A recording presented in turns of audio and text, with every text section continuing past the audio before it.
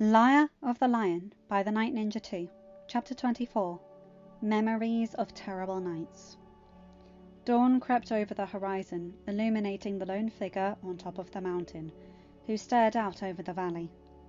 A sense of déjà vu washed over her as she drew her sword with the intent of practicing on a helpless tree. Her swordsmanship had gotten better from years of teaching Louisa, and she had always been the best archer and swordswoman in Narnia other than her two eldest siblings. But time had seen her blade needed more than her bow, and both Peter and Susan never got to go back to Narnia.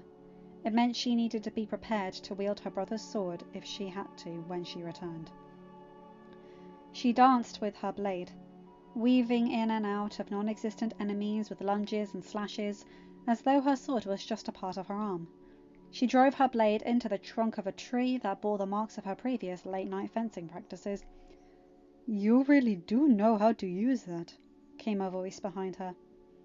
Mirabel whipped around, sword in hands once more, its blade coming up covered in tree sap like sticky blood the colour of amber. Alma froze in terror, not realizing she had surprised her granddaughter until the girl stood ready to strike her with that blade. Mirabel came out of her stance upon realizing who had found her though her blade never left her hand. "What are you doing up so early? And why are you here?" asked Mirabel. "I could ask you the same thing, mi nieta," said Alma calmly, though her eyes remained on that deadly blade. Mirabel saw Alma's gaze and quickly cleaned her blade in the dewy grass before sheathing it. She sat on the ground and looked out at the rising sun. "Judging by the state of that tree, you come here often." "Why?" asked Alma. "We all have our little spots we like to go to get away from things. This just happens to be mine here in the Encanto. In Narnia it was the wine cellar of the castle," said Mirabel simply. "Papa told me you have quite the love of wine. I take it the cellar's dark quiet was not the only reason you were down there?" Alma asked. Mirabel rolled her eyes. "If you are implying that I drank away my problems, then you are mistaken.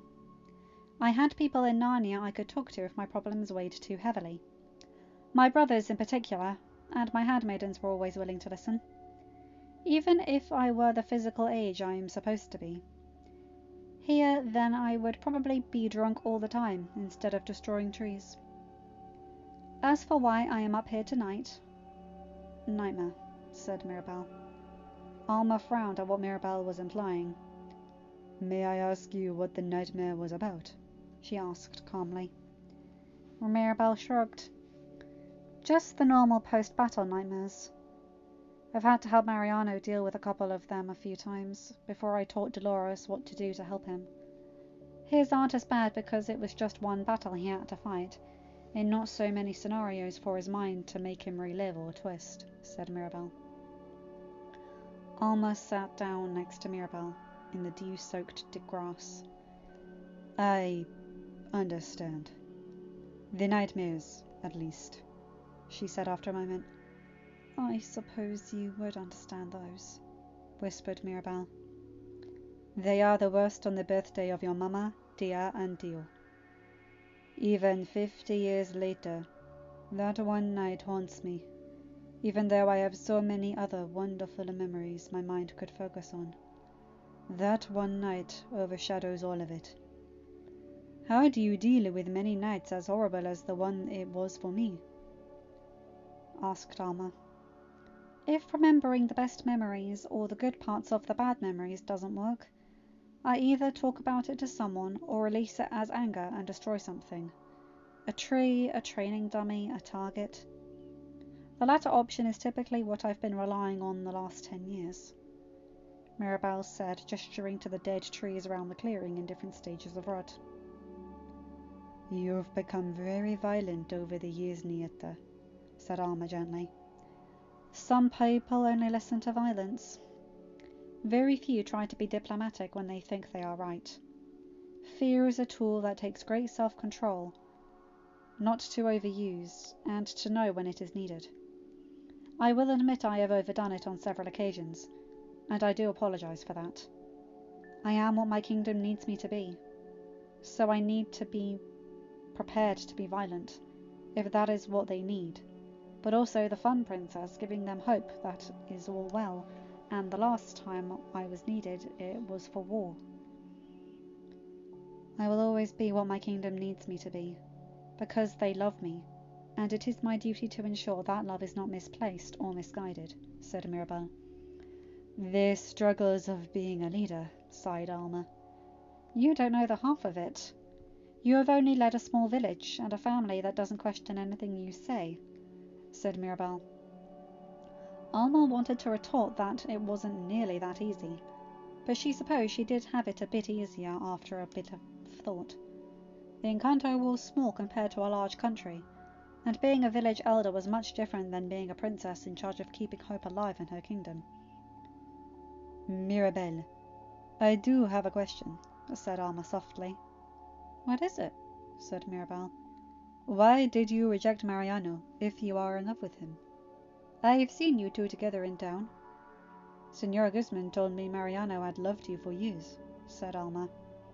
Because of our ages, my status, and what I plan for the future. He's better with Dolores, who is the same age as him, has loved him since the day she heard his voice, and her plans for her future align perfectly with his, said Mirabelle. Is that really the reason, Nieta? Asked Alma softly. Why would it be anything else? Said Mirabelle. From my understanding, your siblings in the other world made Mariano a lord. That puts him in a high enough status to court you. As for the age, you would be older than him if you were the age your mind is. 8 years your junior is not much for adults, and the whole town knows you are older and a princess. What plans could you have that he could get in the way of?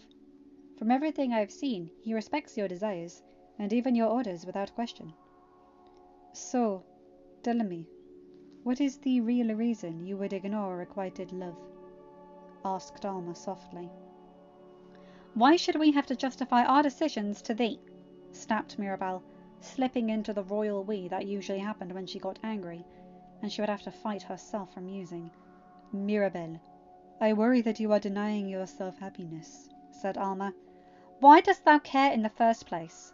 Art thou trying to garner favour with us, in order to make us think thou hast earned back thy precious gifts? For 10 years thou hast treated us as less than a person. Why dost thou care now? Said Mirabelle, her voice stern but level, even at a higher volume. She then stormed off back down the mountain, sword hilt gripped in her hand. Alma sighed. Perhaps this would take longer than she thought. End of chapter. Hi guys, hope you enjoyed this one. Bit of a short one, but what can you do? Anyway, you guys know the drill. Like, comment and subscribe, and hit that bell to get notified for whenever I upload a new video. Have a good day, night, or whatever time zone you're in. Bye my guys, gals, and non-binary pals. You guys know the drill. Bye!